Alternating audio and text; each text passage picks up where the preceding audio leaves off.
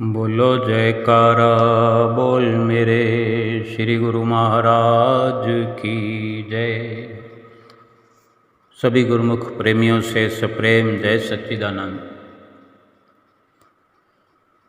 सभी गुरुमुख प्रेमी श्री प्रयाग धाम में श्री हुजूर गुरु महाराज जी का जन्मदिन मनाने के लिए पहुंच रहे हैं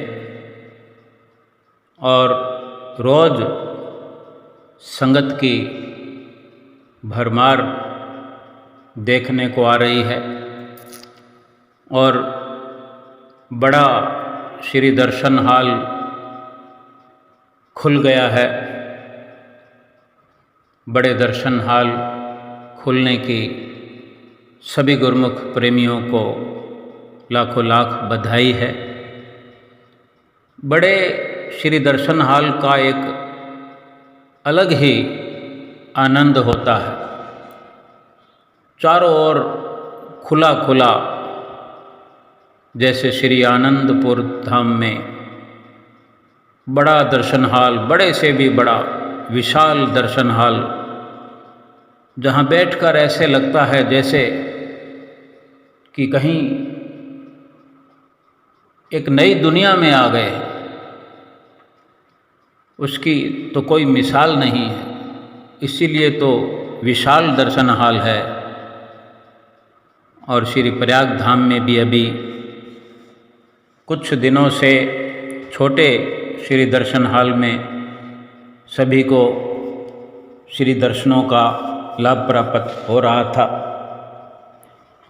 और अब चूँकि 3-4 दिन से कुछ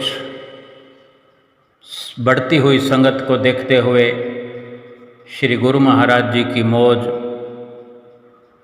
बड़े श्री दर्शन हॉल को संगत के लिए खोलने की हुई और हो चुका है शुभारंभ। खुले खुले गुरुमुख प्रेमी बैठते हुए नज़र आते हैं, चाहे भाईजनों की जगह हो या भक्तानियों की, भक्तों की, महात्मा जनों की, सब जगह बड़ा खुलापन है। कुछ दिनों से बड़े श्री दर्शन हॉल की सजावट हो रही थी। गुरुमुख प्रेमी श्री दर्शन हॉल की साफ सफाई में, सेवा में लगे हुए, सफाई का कार्य हो, लाइट का कार्य हो और सजावट का कार्य हो, सुंदर सुंदर लड़ियाँ और सुंदर सुंदर फिल्में, सितारे, हमेशा कुछ न कुछ नई सजावट, नए प्रकार से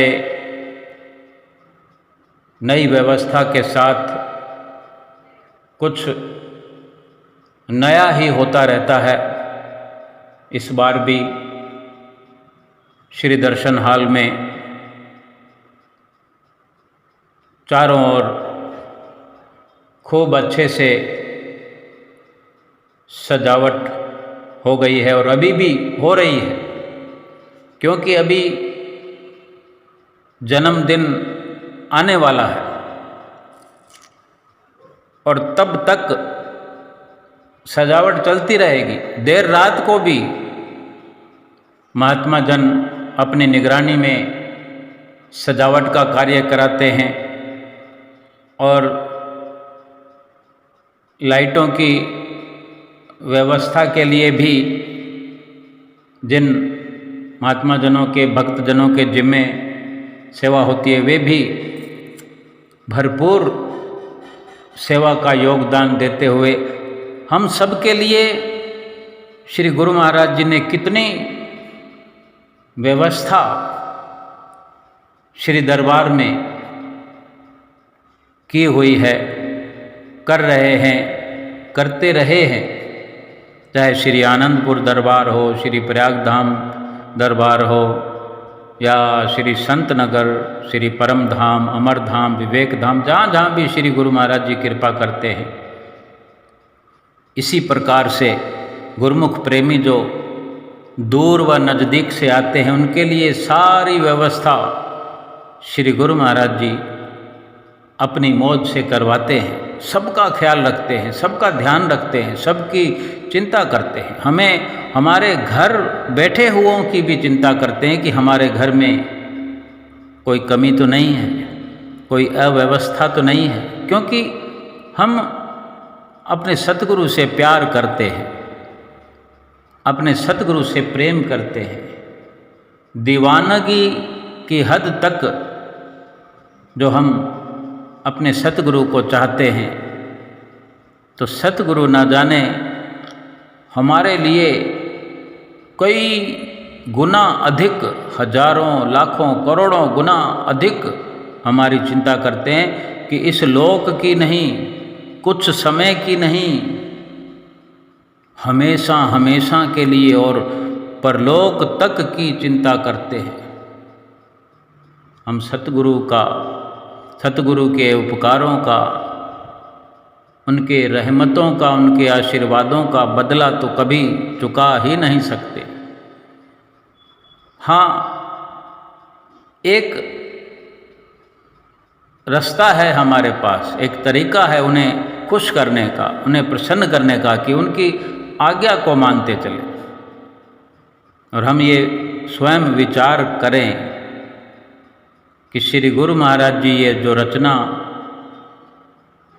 रचाई है, रचा रहे हैं, रचाते चले जा रहे हैं, तो वो भी हमारी भलाई के लिए ही तो है, हमारा भला चाहते हैं, हमें लाभ में देखना चाहते हैं, ऊंचाई पर देखना चाहते हैं, भक्ति की बुलंदियों को हमें पहुंचाना चाहते हैं, भक्ति से हमारी झोलियां भरना चाहते हैं, कहीं कोई कोर कसर नहीं रहने देना चाहते हैं।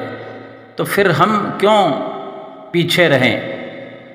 हमें भी अपने सतगुरु से इसी प्रकार प्रेम करते रहना चाहिए, बल्कि प्रेम को रोज रोज रोज बढ़ाते रहना चाहिए।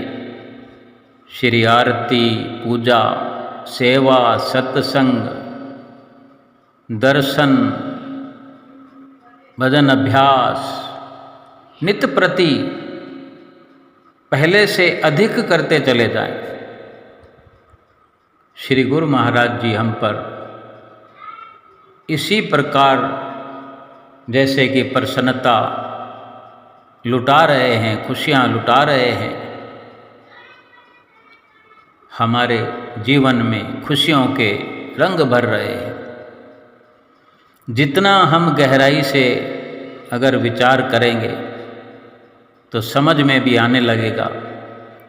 आज जैसे भी दर्शन खुले, दर्शन हाल में श्री गुरु महाराज जी विराजमान हुए, चारों ओर रोशनी ही रोशनी, रोशनी की चकाचौंध में जब श्री गुरु महाराज जी सिंहासन पर आकर विराजमान हुए, यूँ लग रहा था जैसे लाखों करोड़ों अरबों खरबों सितारों के अंदर बीच में सुंदर सुशोभित चंद्रमा के समान, चंद्रमा से भी बढ़कर जिनका नूर बरसता हुआ हमारे श्री हजूर सतगुरु दाता दीनदयाल महाराज जी के सुंदर दर्शनों से नूर झलकता हुआ सभी गुरुमुख प्रेमी श्री दर्शनों का रसपान करने लगे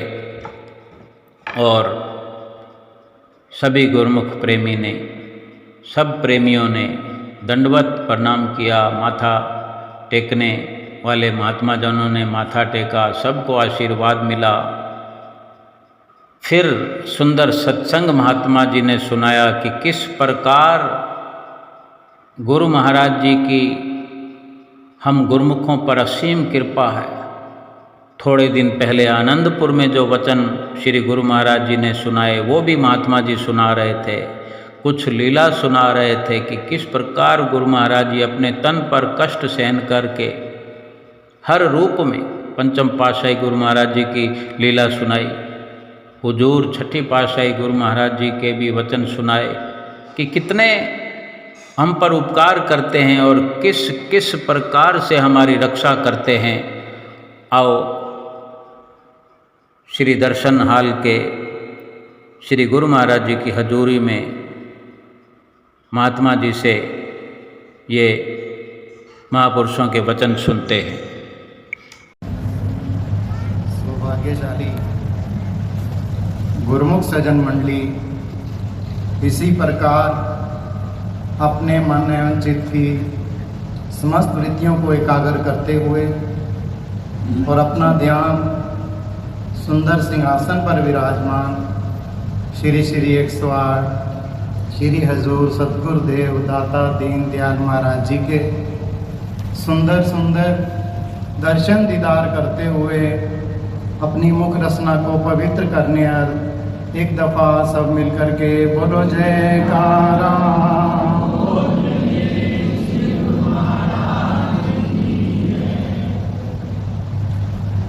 हम सब गुरुमुख रोजाना ही सत्संग में श्रवण करते हैं कि हम सब गुरुमुख कितने भाग्यशाली हैं जो हमें श्री आनंदपुर दरबार का सेवक कहलाने का दर्जा प्राप्त है। और वाकई गुरुमुख जन भी अपने भागों की जितनी सराहना करें वो कम है। ये सब किसकी बदौलत? हमारे श्री श्री 108 श्री परमहंस महाराज जी की असीम कृपा से जो हम सेवकों को ऐसा दुर्लभ अवसर प्राप्त हुआ है। जब श्री गुरु महाराज जी श्री आनंदपुर में विराजमान थे तो प्रयागधाम चलने का प्रोग्राम बन रहा था। 3-4 दिन पहले श्री गुरु महाराज जी ने बड़ी असीम कृपा करते हुए सभी श्री आनंदपुर निवासी महात्मा जन एवं भक्त जनों को अपने चरणों के समीप बैठाया, अपना प्यार, अपना शुभ दुआ आशीर्वाद और भक्ति के धन से सब प्रेमियों को निहाल किया। ये वो अवसर था जिस अवसर को पाने के लिए हर गुरुमुख अक्सर यही सोचता है कि कब वो दिन आएगा जब हम सब गुरुमुख श्री गुरु महाराज जी के नज़दीक बैठकर श्री गुरु महाराज जी के पावन दर्शन करें। श्री गुरु महाराज जी भी करुणा के सागर, दया के अवतार, अपने सुकोमल तन पर कितना कष्ट उठाते हुए हम सेवकों के लिए कितना समय निकालते हैं। आज उनकी सेहत देखें तो हैरानी होती है, लेकिन महापुरुषों की दयालुता इतनी है कि महापुरुष यही चाहते हैं कि जो भी गुरुमुख प्रेमी महापुरुषों के संपर्क में आ जाए वो निहाल हो जाए। तो उस समय श्री गुरु महाराज जी ने वचन फरमाए कि आप सब गुरुमुख सिर्फ सौभाग्यशाली नहीं हो बल्कि अति सौभाग्यशाली हो, बहुत सौभाग्यशाली हो, बहुत सौभाग्यशाली हो।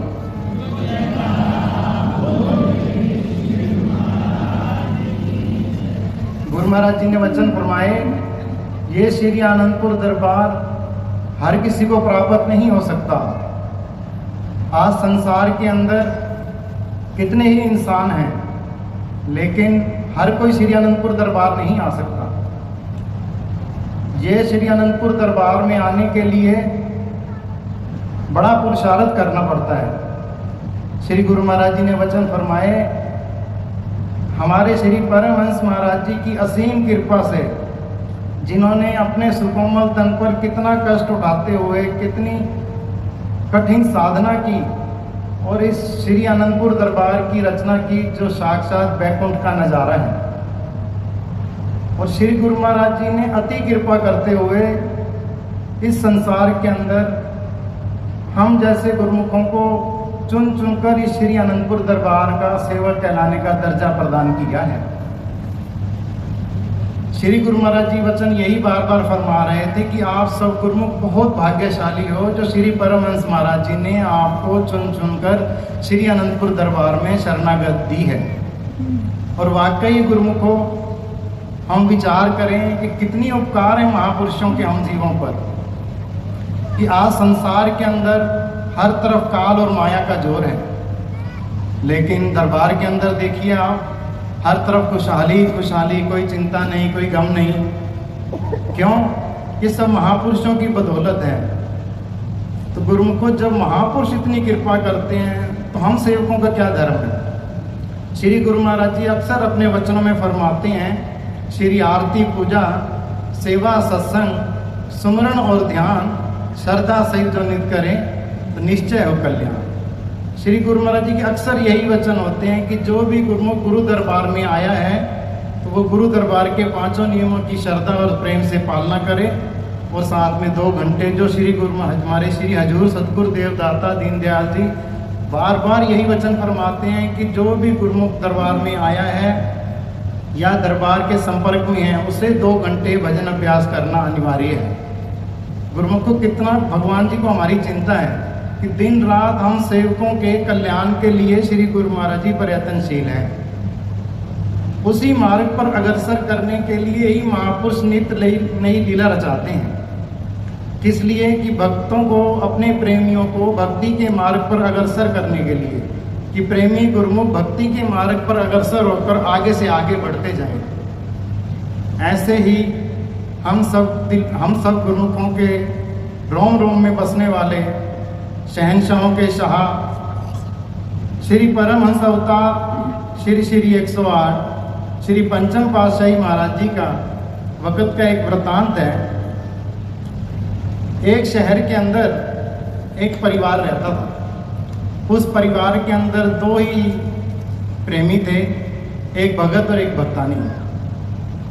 उनका श्री गुरु महाराज जी के चरणों में बहुत विश्वास था, बहुत प्रेम था। जब भी वो घर में बैठते अक्सर श्री गुरु महाराज जी की ही महिमा गाते थे बहुत गरीब, लेकिन दिल में इतना सच्चा प्यार था, इतनी लगन थी कि सुबह 4 बजे उठकर शहर से दूर कोई 3 या 4 किलोमीटर दूर कुटिया थी, वहाँ पर जाना, आरती पूजा करनी, सेवा करनी, और उसके बाद 7 साढ़े 7 बजे तक वो अपने घर वापस आते थे। फिर घर का काम करके दोनों मियाँ बीवी 9 साढ़े 9 बजे ड्यूटी पे चले जाते, शाम को 5 बजे फिर वापस आते, घर का काम करते, और शाम को 6 बजे फिर वो कुटिया पहुंच जाते, श्री आरती पूजा करते, सत्संग सुनते, और सबसे लास्ट में गुरु महाराज जी को विश्राम कराने के बाद वो अपने घर आ जाते थे। ये उनका रोज़ का ही नियम था।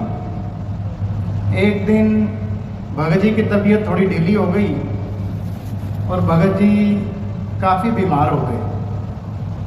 इधर कुदरत ने भी इतनी बरसात की कि हर तरफ पानी पानी हो गया, और बरसात के कारण उन्हें और ठंड लग गई, उनकी तबीयत कुछ ज़्यादा ही ख़राब हो गई। साथ में भक्तानी थी, उसको बड़ी चिंता होने लगी कि ये क्या हो रहा है। दवाई वगैरह दी, लेकिन दवाई का कोई असर ना हो। सारी रात बीत गई, सुबह के 3:45 बज गए। अब भगत जी मन में सोचते हैं कि मैंने तो कुटिया जाना था, हम दोनों इकट्ठे कुटिया जाते हैं, नियम बना हुआ है, लेकिन आज मेरी तबीयत ठीक नहीं है, शरीर मेरा साथ नहीं दे रहा, तो मैं कैसे कुटिया जाऊंगा। श्री गुरु महाराज जी को याद करता है तो श्री गुरु महाराज जी रास्ता दिखाते हैं कि अगर तू नहीं जा सकता तो तू अपनी भक्तानी को भेज दे। वो अपनी भक्तानी को आवाज़ देता है और कहता है कि मेरी तबीयत ठीक नहीं है, मेरा शरीर नहीं मान रहा, तो आप आश्रम चले जाओ, कम से कम आप तो अपना नियम पूरा कराओ। वो भक्तानी कहती है कि मैं नहीं जा सकती, ऐसे आपकी तबीयत ज़्यादा ख़राब है। उसने कहा तो मेरी चिंता मत कर और आप जाओ और अपनी सेवा करके आओ। ज़्यादा जिद करने के बाद वो भक्तानी मुश्किल से तैयार हुई। कमरे के अंदर छोटा सा मंदिर बना हुआ था। श्री गुरु महाराज जी के चरणों में मत्था टेका, अरदास करने लगे कि श्री गुरु महाराज जी कृपा करना, मेरे भगत जी की तबीयत खराब है, बस आप ही कृपा करना।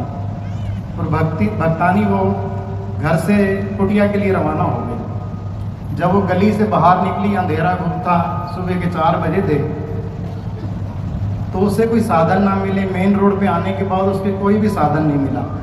अब वो परेशान हो गई कि मैं लेट भी हो रही हूँ, भगत जी भी साथ नहीं है, गाड़ी भी नहीं है, कोई साधन भी नहीं है, तो मैं कैसे कुटिया जाऊँगी। उसने मन ही मन श्री गुरु महाराज जी को याद किया कि स्वामी जी कृपा करो, कोई साधन बख्शो ताकि मैं कुटिया पहुँच के अपना नियम पूरा कर सकूँ। इतनी देर में सामने की गली से एक ऑटो रिक्शा आता है। वो ऑटो रिक्शा जब वहाँ से गुजरने लगता है तो भक्तानी ऑटो रिक्शा वाले भैया को आवाज़ मारती है, तो ऑटो रिक्शा वाला रुकता है। तो भक्तानी कहती है भैया कुटिया चलोगे? तो ऑटो वाला जानकार था वहाँ के एरिया का, उसने कहा आनंदपुर की कुटिया? बोले हाँ जी चलूँगा। और वो भक्तानी ऑटो में बैठ जाती है और ऑटो में बैठकर चल पड़ती है कुटिया की ओर। भक्तानी के घर से आश्रम लगभग 3 से 4 किलोमीटर दूर था। अंधेरा भी था, साथ में भक्तानी को डर भी लग रहा था कि हाय मैं अकेली हूँ। उधर से मन में ये विश्वास था कि मेरे भगवान मेरे साथ हैं। मन ही मन प्रार्थना करती है स्वामी जी मेरे अंग संग रहना। अब मन में श्री गुरु महाराज जी को याद करती जाती है और घबरा भी रही है, आंखें बंद करके वो बैठ गई। कुछ देर बाद ऑटो रिक्शा कुटिया के गेट पर पहुंच जाता है। सामने जब पहुंचता है तो ऑटो रिक्शा वाला भैया कहता है कि बहन जी आपका आश्रम आ गया, आप उतरो। जब भक्तानी आंखें खोलती है तो देखती है सामने गेट खुला पड़ा है और कुटिया पे संगत पहले ही पहुंची हुई है। तो नीचे उतरकर वो भक्तानी उस ऑटो वाले को, सस्ता ज़माना था, पैसे देती कि ये लो भैया 10 रुपये आपका किराया हो गया। तो ऑटो वाला भैया कहता है कि 10 रुपये नहीं, आप मुझे 20 रुपये दो। वो भक्तानी गरीब थी काफ़ी, लेकिन फिर भी वो कहते हैं कि भैया 10 रुपये सवारी है पर हम हमेशा आते हैं, तो आप 10 रुपये लो। लेकिन इसी बात पर ही उनकी थोड़ी बहस गर्मा गर्मी हो जाती है। लेकिन वो कहते हैं कि आप 2 सवारी आई हो। वो कहते हैं नहीं मैं तो अकेली आई हूँ भैया। इतने में उनकी आवाज़ सुनकर कुटिया से बाई जी और 2 भगत बाहर आ जाते हैं। जब बाई जी बाहर आते हैं तो उस भक्तानी को देखते हैं तो पूछते हैं बहन जी क्या बात है? तो वो बहन जी बताते हैं कि बाई जी ऐसे ऐसे मैंने ऑटो किया था, वहाँ से 10 रुपये सवारी लगती है, मैं इनको 10 रुपये दे रही हूँ, तो ये भैया कह रहे हैं कि आप 20 रुपये दो मुझे। बाई जी कहते हैं भैया 10 रुपये रेट है तो आप 10 रुपये लीजिए। वो कहते हैं माता जी ये एक जने नहीं, ये 2 सवारियाँ थी, तो इसलिए मैं इनसे 20 रुपये मांग रहा हूँ। वो कहती है 20 रुपये के आप कितने जने आए हो? जब उस भक्तानी से पूछा वो कहती मैं अकेली आई हूँ। और बाई जी कहते हैं भी वो तो कह रही है मैं अकेली आई हूँ। कहते हैं नहीं इनके साथ एक सवारी और थी। बाई जी को थोड़ा सा शक होता है और ऑटो वाले भैया को और भक्तानी को लेकर अंदर मंदिर में जाते हैं। जब मंदिर में पहुंचते हैं तो ऑटो वाले भैया से कहते हैं कि सामने हमारे श्री गुरु महाराज जी विराजमान हैं, आप जरा देख के बताओ इनमें से कोई साथ था? जब वो ऑटो वाला भैया पहली पासे श्री गुरु महाराज जी को, दूसरी पासे श्री गुरु महाराज जी को, तीसरी पासे श्री गुरु महाराज जी को, चौथी पासे श्री गुरु महाराज जी को सबके दर्शन करता है तो सिर हिला देता है कि नहीं इनमें से कोई भी नहीं था। भाई जी उनको साइड पे चौकी होती है, उस चौकी के ऊपर सिंहासन सजा होता है छोटा सा, और उस पर श्री पंचम पासी श्री गुरु महाराज जी का स्वरूप विराजमान होते हैं। तो भाई जी वहाँ पर उनको लेके आते हैं ऑटो वाले भैया को और पूछते हैं क्या ये थे? जैसे ही ऑटो वाला श्री गुरु महाराज जी के दर्शन करता तो उसी टाइम कहते हैं कि हाँ यही तो थे जो इनके साथ बैठे हुए थे।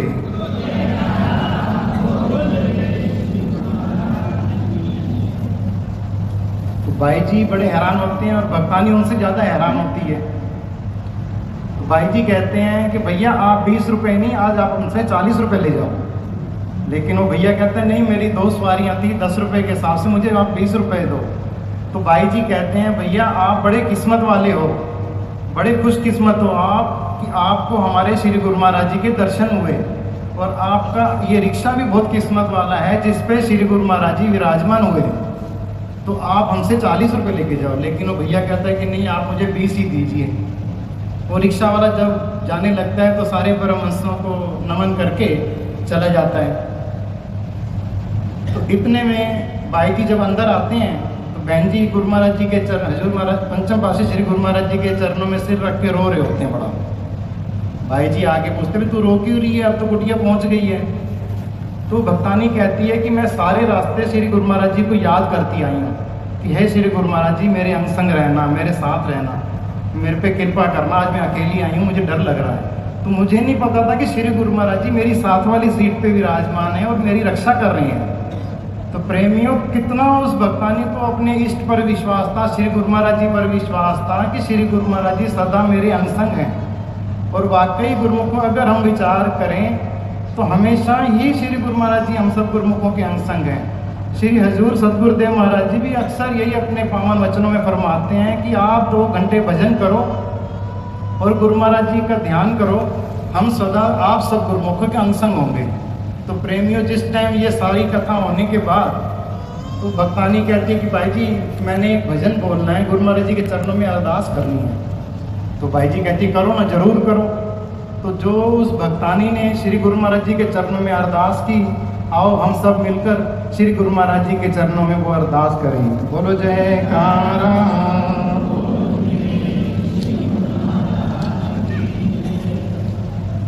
सतगुरु जी मेरे अंग संग आप रहो, दाता जी मेरे अंग संग आप रहो, सतगुरु जी मेरे अंग संग आप रहो, दाता जी मेरे अंग संग आप रहो।